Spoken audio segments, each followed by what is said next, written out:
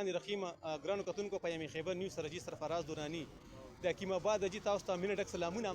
عزتمنو که تاسو وګورئ جی چې کله نه رمضان شروع شوی دی او د مهنګایي په حواله باندې خبرو وکړو نو مهنګایي جی بلکې یو ګنا نه بلکې یو 3 ګنا سیوا شوې ده.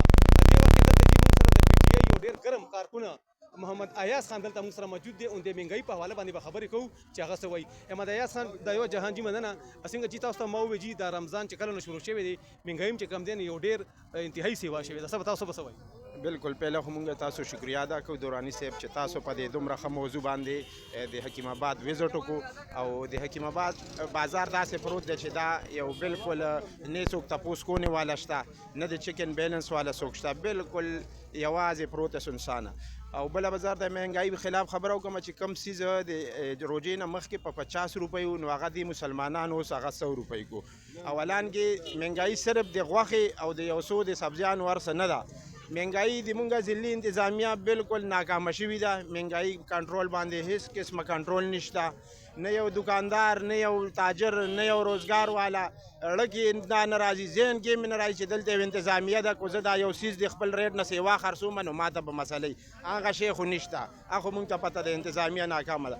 بله خبره دا ده چې یوازې غوښه نه ده، غوښه چې دلته مونږ ضلعي ډسټرکټ کمشنر راشي یا ډایرکټ لاړ شي غوښې والا باندې ورشي ته هلکه وایي غوښې نه علاوه لاړ شه وګوره دال وګوره سبزي دغه وګوره چیني وګوره چای وګوره چاولې وګوره غوړي وګوره تروړه وګوره.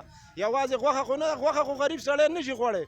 راشه د غریب د حال لپاره ته خبره وکړه، ته چای چیني وګوره دا سود سودا وګوره د کور د ضرورت د نور د استعمال څیزونه وګوره، دغه کنټرول کوي. ضلعي انتظامیه بالکل ناکامه ده او یوازې غوښه نه ده، غوښې نه علاوه هم ډېر ارسي دي چې هغې چکن بیلنس ساتن پکار ده.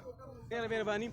عزتمنو دا جی یو ډېر ګرم کارکون د پی ټی آی احمد ایاز خان دا خبر وکړو چې یاره د ضلعي انتظامیه چې کوم دی که تاسو وګورئ هغوی مهنګایي کې هغه جي مکمل طور پر چې کوم دی ناکامه شوي دي.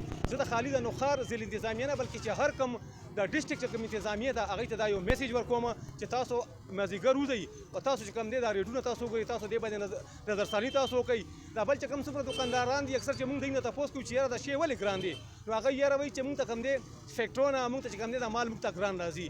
نو آیا زه خپل د انتظامیه د جي یو ځل بیا خبره کوم چې تاسو وځئ او تاسو چې کوم دی په دې باندې چیکنګ بیلنس تاسو کوئ. په یم خیبر نیوز سره جی سرفراز دورانی نوخار جی. सेफ मसाला जात नंबर 1 quality new pack. हमारे यहाँ हर किस्म के मसाला जात बारियात रेट पर दस्तयाब हैं।